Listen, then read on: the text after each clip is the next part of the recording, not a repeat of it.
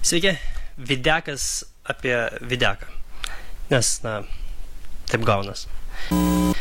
Iš tikrųjų norėjau padaryti tokį kaip ir video vlogą, kaip ir video vlogų gal seriją, žodžiu, sukurti keletą video vlogų, kurie būtų apie bet ką, bet kaip, apie kažką, o gal ir apie nieką, o gal ir apie kažką.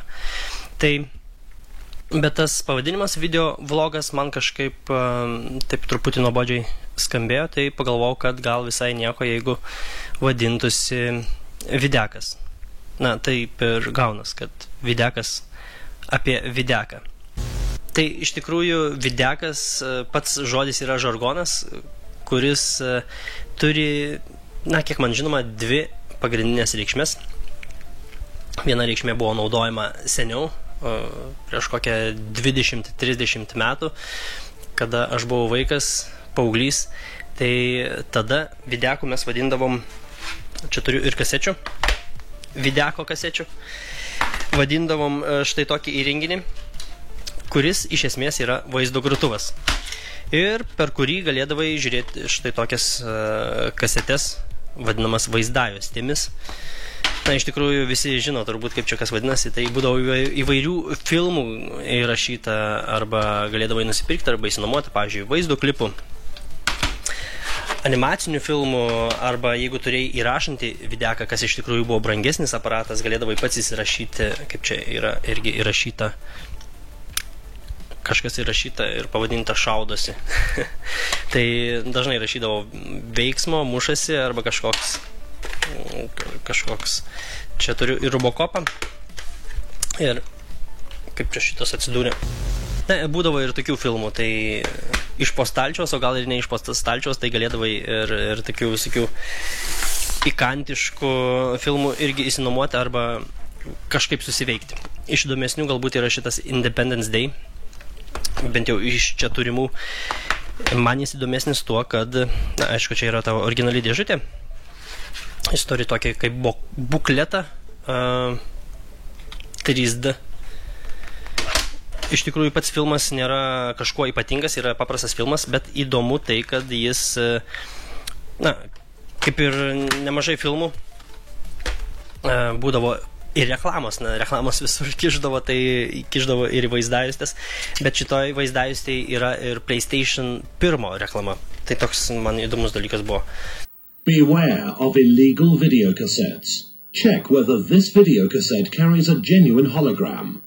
Video piracy is a crime. Do not accept it. You thought we wiped them out. You thought the world was safe. You thought wrong. Independence Day, coming soon to PlayStation, Sega Saturn, and Windows 95 CD-ROM from Fox Interactive. Don't choke, the world's counting on you. Tai va, tai atidėsiu truputį į šalį šituos. Čia dėl grožio galim. Šitą dėl vaizdo galim palikti gal. Šitą irgi. Gal atidedam. Tai va, vaikystėje, kai aš augau ir paauglystėje, videku vadindavom vaizdo grotuvą, per kurį galėdavai žiūrėti filmus. Taip ir sakydavom, kad ar tu turi videką, kokį tu videką turi, ar pas tave įrašantis videkas, einam pas tave pažiūrėti videką ir panašiai.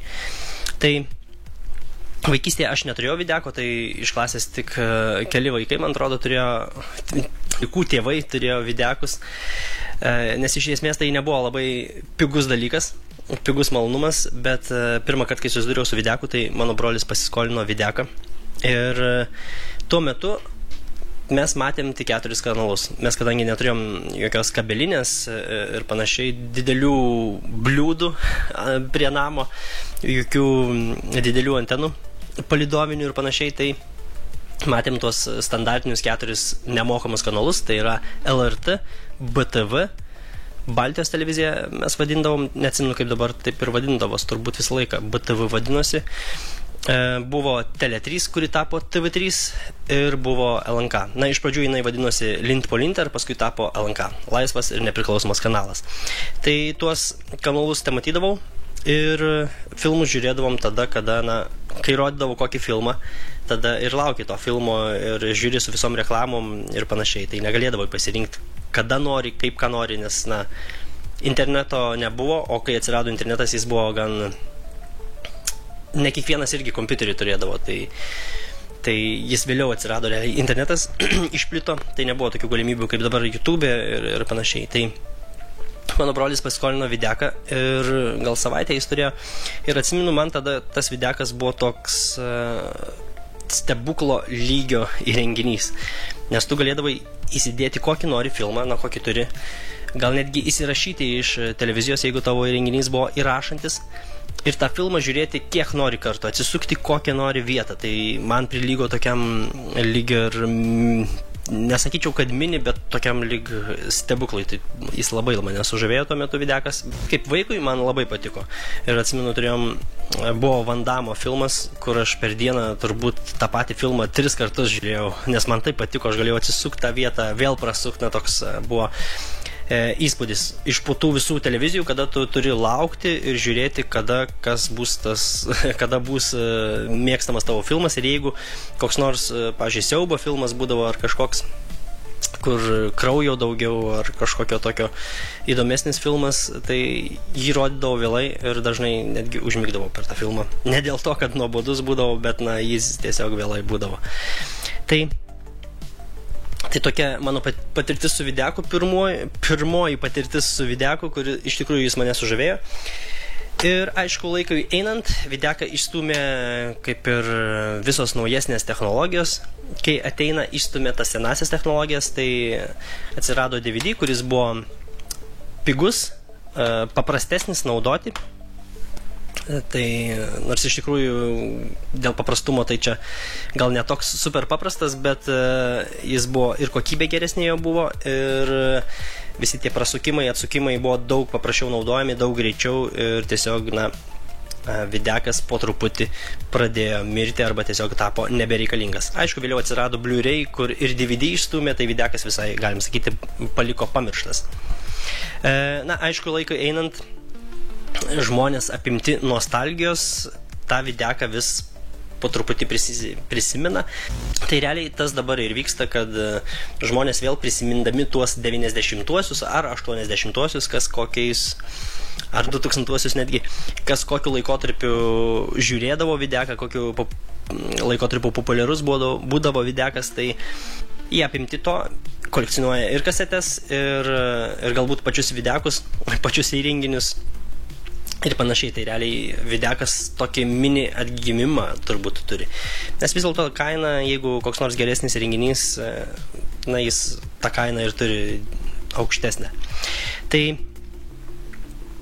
šiais laikais, interneto laikais, YouTube laikais ir visais tokiais kitokiais naujesniais laikais, kada jau videkas realiai kaip ir nebereikalingas yra, tai tas žodis vis dėlto nėra miręs visiškai, nes dabar videkas videku vadina vaizdo įrašą. Dabar sako ne ar tu turi videką, ar per kur tu žiūrėjai, bet sako ar matei tą videką, ar jis jau įkėlė tą videką. Tai toks pagrindės skirtumas yra, kad ši jaunoji karta vadina vaizdo įrašą videku, o ta vyresnė karta, arba ta karta, kuri augo prieš 20-30 metų, jeigu tiksliau, tai labiau gal prieš 30 metų, tai jinai videku vadina patį įrenginį. Aišku, žinoma, tai kažkiek su vaizdu susieja, įrenginys irgi rodo vaizdą, o tik šiais laikais tas pats vaizdas yra videkas. Bet vis dėlto videkas ne tik kolekcinė prasme yra prisiminamas, bet ir šios aukštos raiškos laikais, kada viskas nugludinta ir viskas tobula. Videkas irgi nėra pamirštas socialiniuose tinkluose ar YouTube, Instagram ir panašiai tokiuose visokiuose platformose, kur kai kurie filtrai irgi yra įkvėpti videko, tai įvairūs glitchai ar kažkokie neaiškumai, neraiškumai, kur tas visas raiškumo perteklius tiesiog jau kartais gal netgi atsibosta, tai paįvairinimui realiai tie tokie visi triukšmai yra paimti irgi iš videko pusės, arba bent jau dalis kai kurių yra įkvėpti videko neaiškumo arba neraiškumo arba netobulumo. Tai Tai va, tais laikais, kada videkas buvo savo pike, filmus galėdavo įsinuomoti, nusipirkti ar netgi įsirašyti, jeigu turėjai įrašantį videką. Bet vis dėlto, jeigu pirkai filmą arba nuomavais, labai dažnai būdavo turbūt 90% filmų būdavo rusų kalba įgarsinti. Na, kaip ir žaidimai, piratiniai, kurie būdavo neoriginalūs, labai dažnai būdavo rusų kalba, turbūt didžioji dalis, 95% būdavo rusiškai kaip nors perrašyti rusų arba rusų kalba uždėta. Taip ir filmai videko juostos taip pat būdavo rusų kalba įgarsintas. Na, bent jau labai dažnai. Ar, nežinau, kaip taip, ar ten tas pats įgarsintojas būdavo, ar labai panašiai įgarsindavo, bet man tie visi filmai, tas įgarsinimas visą laiką man skambėdavo, na, taip pat. Tokiu pat tonu, tokiu pat... Viskas tas pats man atrodavo.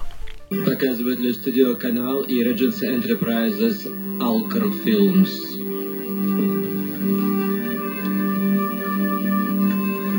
Продюсер Арнон Милчин.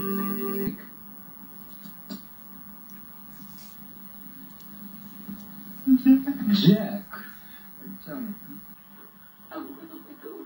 Я никогда не забуду, никогда не нарушу обещание, Джек. Никогда не забуду. Kažkaip man neišeina be istorijos. Tai sukūriau mini videko istoriją, jeigu tiksliau VHS kasečių istoriją. Na, bet vis dėlto VHS reikia ant kažko paleisti. Tai realiai tai kaip ir videko istorija. Na, jeigu tiksliau tai VHS kasečių istorija, vaizdajušių istorija, bet, na, be videko nebūtų ir kasečių.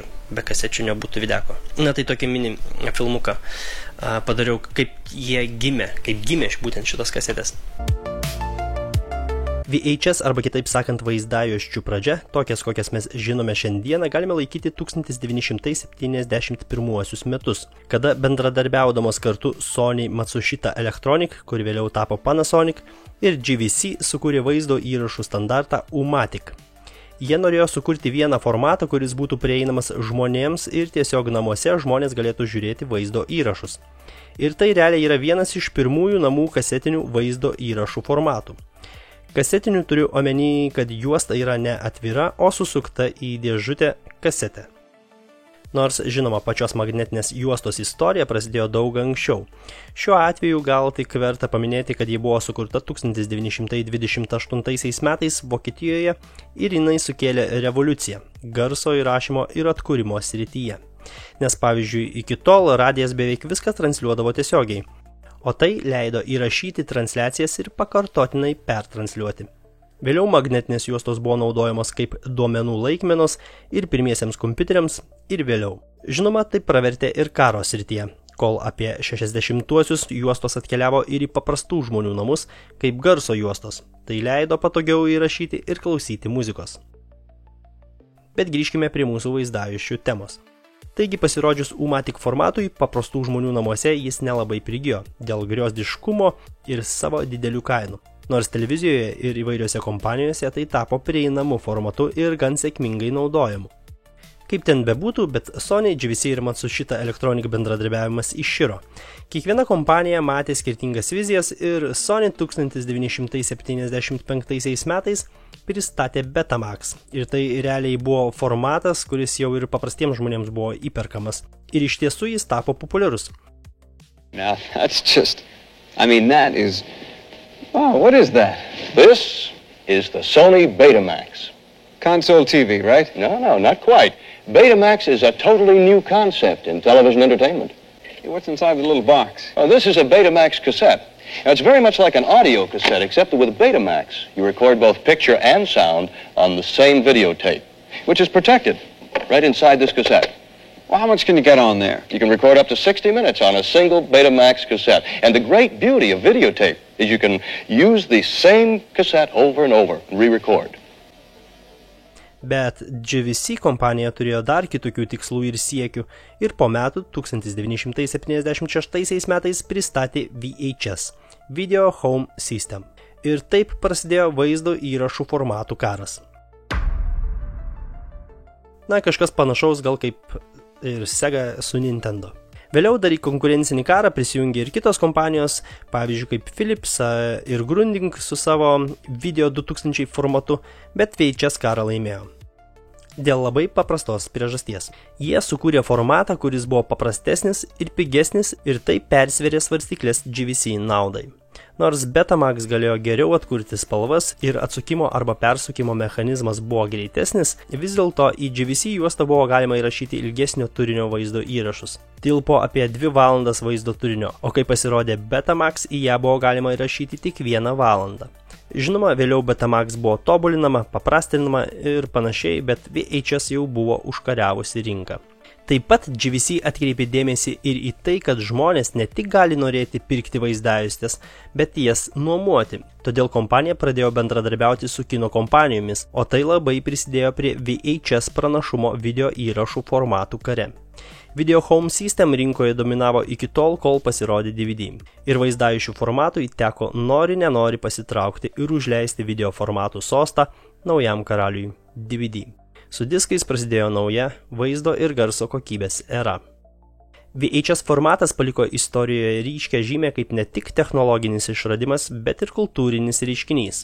90-ame dešimtmetyje, kai VHS populiarumas pagavo pagreitį, tai tapo neatsiejama to laikmečio dalis.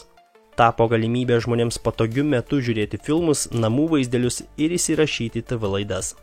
Žiūrovams tapo prieinama didžiulė filmų įvairių vaizdo įrašų biblioteka, kuris skatino naują kino bemiegių naktų įspūdžių erą. Žmonės galėjo ne tik žiūrėti, bet ir rinkti, kolekcionuoti savo mėgstamus filmus, brangindami ne tik vaizdajuostės turinį, bet ir fizinį jos artefaktą. Nors VHS formatas laikomas pasenusiu, jo įtaka jaučiama ir šiandieną skaitmeninėme pasaulyje. Įkvėpti VHS reiškinio netobulumų, vaizdo iškraipimų, šiandieną galime matyti sukūrimus įvairius efektus tiek socialiniuose tinkluose, tiek vaizdo klipuose ir filmuose. –